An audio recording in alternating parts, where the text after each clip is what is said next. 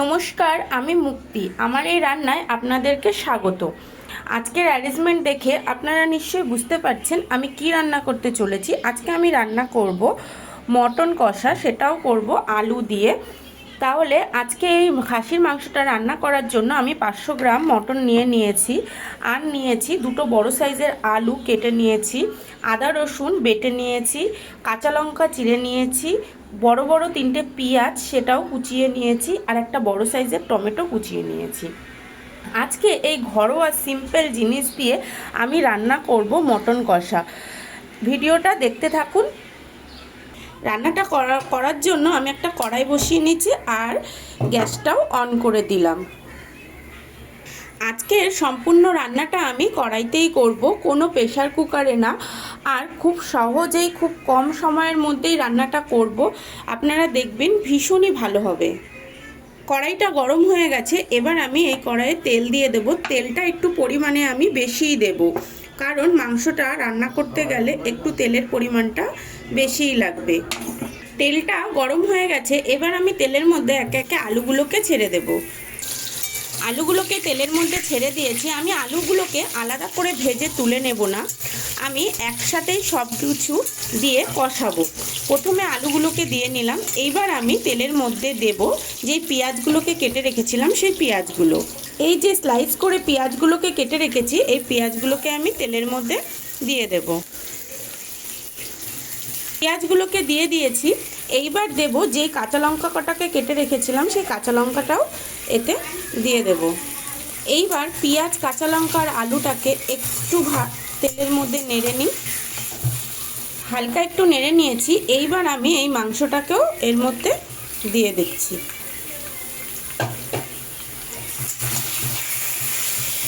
এই রান্নাটা আমি সম্পূর্ণই আজকে কড়াইয়ের মধ্যে করব, কোনো প্রেশার কুকারে দেব না। প্রেশার কুকারে দিলে অবশ্যই মাংস নরম হয়, কিন্তু যে টেস্টটা সে টেস্টটা নষ্ট হয়ে যায়। তাই আজকে শুধুমাত্র এটা কড়াইতেই রান্না করব। এবার কেটে রাখা টমেটোগুলোকেও আমি এতে দিয়ে দিই। সব কিছু একসাথে দিয়েই আমি মাংসটাকে কষাবো। সিম আঁচ করে ঢেকে ঢেকে মাংসটাকে রান্না করব। তারপর এই যে আদা রসুন বাটাটা বেটে রেখেছি আগে থেকে, সেটাও আমি এতে দিয়ে দিচ্ছি। এবার এতে আমি কিছু গুঁড়ো মশলাও দেব। এই যেমন ধরুন পরিমাণ মতন আমি হলুদ দিয়ে দেব, এতে 2 চামচ হলুদ দিয়ে দিলাম। এইবার আমি দেব এতে ধনের গুঁড়ো, সেটাও দেব 2 চামচ। এটাও আমি 2 চামচ ধনের গুঁড়ো দিয়ে দিলাম। এবার আমি এতে দেব 2 চামচ ধনের গুঁড়ো দিয়েছি, এবার দেব জিরের গুঁড়ো, সেটাও দেব 2 চামচ। এটাও 2 চামচ দিয়ে দিলাম। এবার আমি দেব লঙ্কার গুঁড়ো। আমি লাল লঙ্কার গুঁড়ো আর কাশ্মীরি লঙ্কার গুঁড়ো একসাথে মিশিয়ে রাখি। এটা আপনারা আপনাদের প্রয়োজন মতন দেবেন, কারণ সবাই সবার স্বাদ অনুযায়ী এটা ব্যবহার করবে। একদম অবশেষে দেব পরিমাণ মতন লবণ।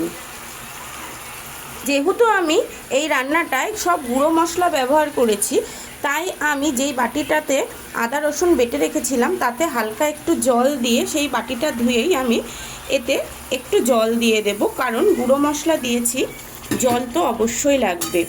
এইবার আমি সব কিছু ভালোভাবে এতে একসাথে মেশাবো। এবার আমি গ্যাসের আঁচটাকে একটু হাই করে দিই।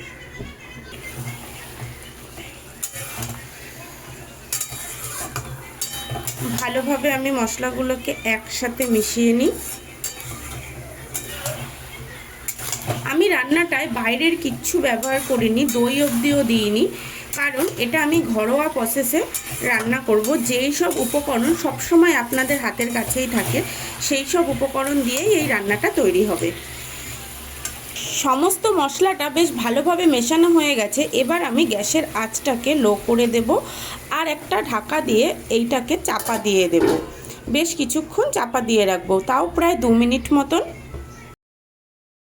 প্রায় 1 মিনিট মতন আমি এটাকে ঢাকা দিয়ে রেখেছিলাম। এবার চলুন ঢাকাটা খুলে দেখা যাক কি অবস্থা। দেখুন বেশ সুন্দরভাবে এটা দিয়ে জল ছেড়ে গেছে, আর মশলাটাও ভালোভাবে মিশে গিয়ে এর সাথে আটকে গেছে।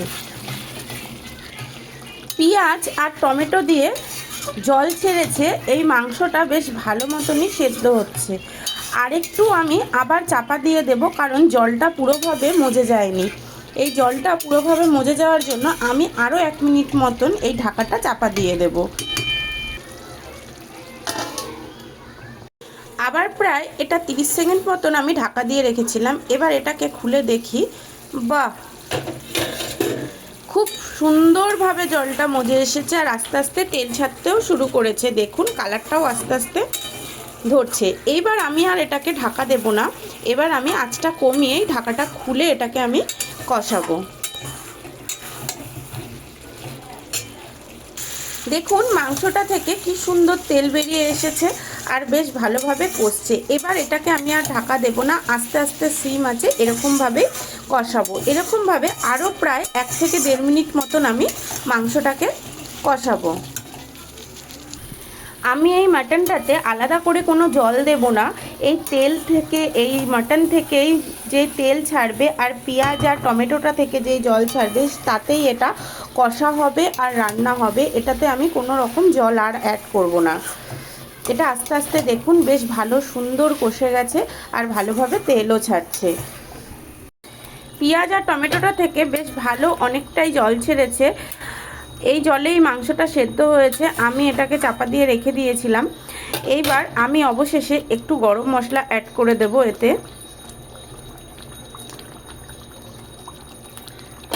তারপর একটু নাড়াচাড়া দিয়ে গ্যাস ওভেনটাকে বন্ধ করে দেব আর এই মটনটাকে চাপা দিয়ে রেখে দেব।